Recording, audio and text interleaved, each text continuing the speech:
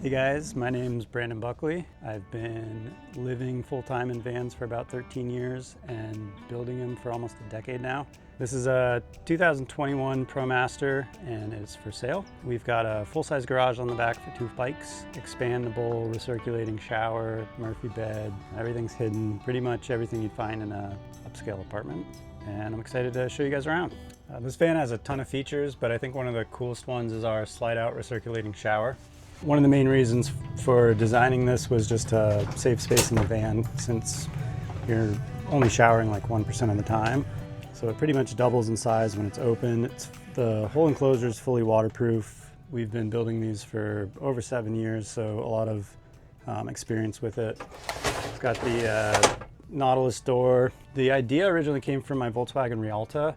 It had an expanding shower, but the shower pan was built into the floor, so it didn't move with it. And so basically you had to like take out a piece of the floor every time you wanted to use it. So I wanted to design ours so that the shower pan moved with it, and then that way we could have the whole floor be heated as well. So that was a big challenge, but basically our shower pan directs the water to the center, and then it gets pumped out either to our gray tank, or if you flip a switch, it goes through our recirc shower, which is basically an on-demand heater and a bunch of fancy filters. And the whole system, when it's looping, is about like a gallon and a half of water. So there's actually 2 shower heads. There's a sprayer wand, that's your fresh water, and then if you recirc, it's coming out of the shower head. So you can have full water pressure, whatever temperature you set it to. You'll notice there's no mixer, it's just digitally set at the heater itself. The toilets, the Laveo dry flush, it's quickly removable if you wanted like the whole enclosure to shower in. The slats are Ipe. It's a really dense wood. We did a lot of optimization in this design to try to get as much standing height as possible. I'm about 5'11", and I can stand in here pretty much touching the ceiling. All of our cabinetry is pushed open.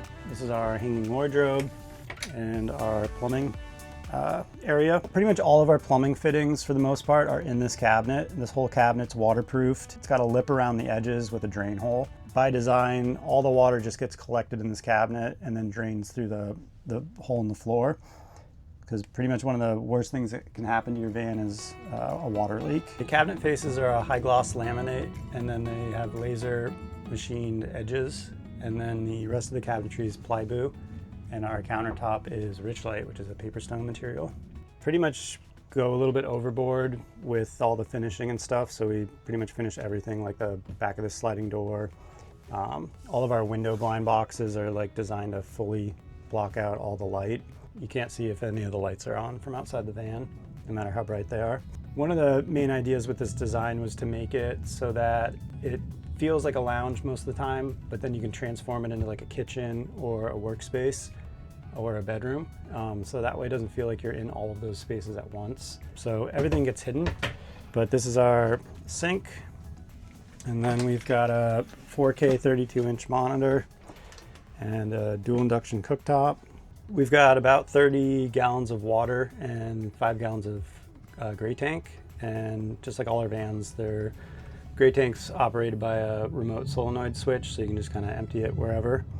But the inspiration for these lids hiding came from yacht exterior kitchens. Monitors got a couple HDMI cables down here, so you can have like a computer or Apple TV plugged in. So again, everything's plyboard or the machine laminated faces. These upper cabinets have speakers built into them, and there's a subwoofer that's in the couch. So when it's set up like a kitchen, we use the induction cooktop because it's heating the pan directly, it's not heating the whole van. So if it's like summertime and it's hot outside and you want scrambled eggs, it kind of sucks turning on a flame inside of your van and just heating the whole thing up. So not only is it not heating up your van, but you can close this lid like immediately after you're finished cooking. It's not gonna do anything bad. This was also designed with the height of a cast iron skillet. So any magnetic cookware works with induction. If you put one of those like little grippy things on here, you can drive around with a cast iron skillet stored in here. I'm Nate Murphy, and I have literally just bought this van to show you how to build a van. We have made a really detailed course which will help you go from this to this.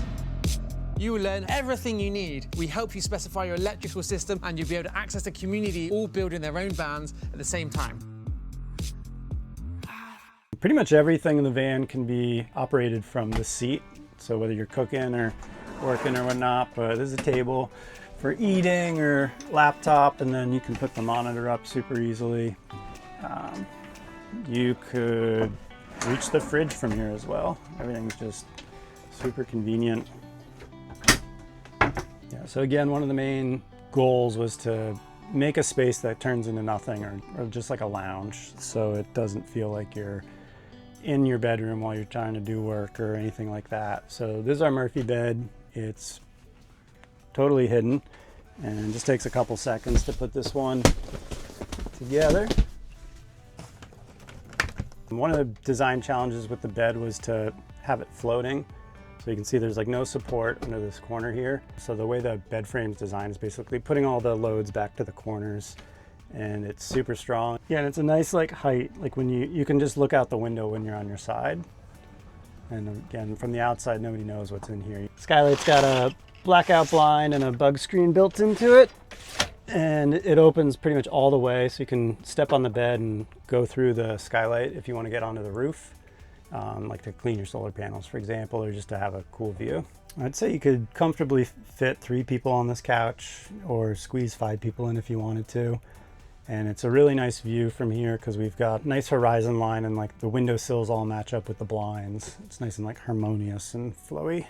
Underneath the couch, these are pretty much all systems on this build and some extra storage, but we got the Cruise and Comfort 48 volt air conditioner, 21 kilowatt hour battery, and everything's 4 seasons. I think something a lot of people don't know, because I probably haven't talked about it much, but a huge part of all of our designs was for legal reasons. Shortly after I moved into my van full-time in like 2013, San Diego enacted an oversized vehicle ordinance, which basically meant you couldn't have an RV in San Diego anymore between 2 a.m. and 6 a.m. And it was actually enforced back then.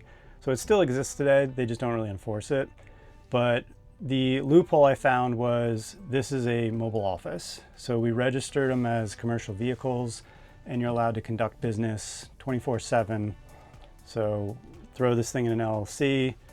As long as you're conducting business in here, it's a work vehicle basically. And then there's no visual signs of a living space. So there's no bed, there's no kitchen, there's no bathroom. So now that I've showed you guys the inside of this van, I'll show you what you can't see, which is there's a full-size garage on the back designed for 2 full-size bikes.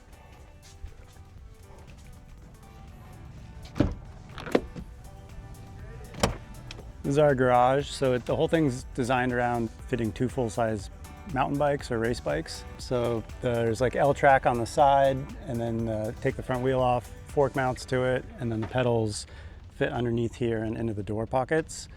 It's fully insulated, designed for extreme temperatures. We've got power outlets, USB back here, lighting, which isn't on right now. This is something we updated this van with because all of them have the level 2 EV charging now.